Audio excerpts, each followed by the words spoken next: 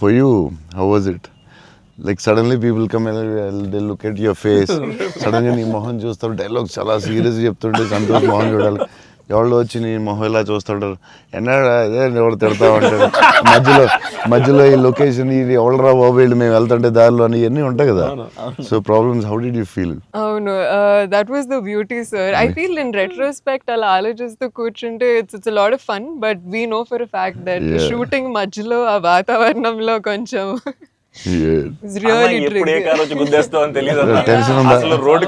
Tension వచ్చిందా? అయ్యో బాబోయ్, మధ్యలో రోడ్ క్రాసింగ్, అది నాకు సీన్ గుర్తుంది. నువ్వు నిజంగానే ఆపుతున్నావు. అవును, సో వాళ్ళకి తెలియదు కెమెరా ఉందని, తెలియదన్న, నిజంగా ఆపేవు నువ్వు, నిజంగా వెళ్ళావు.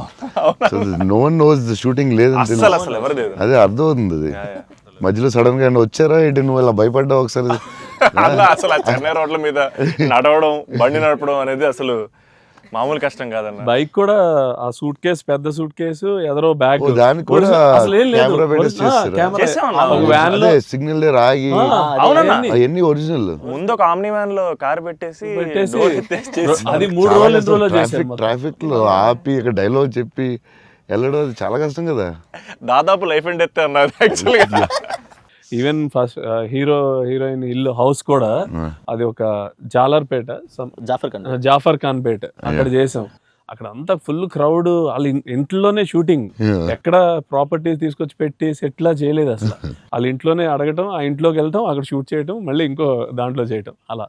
అందుకే ఫీల్ రియల్ చెన్నైలో ఉన్న ఫీలింగ్ వచ్చింది నాకు. చెన్నై గుర్తొచ్చింది మళ్ళీ ఒకసారి.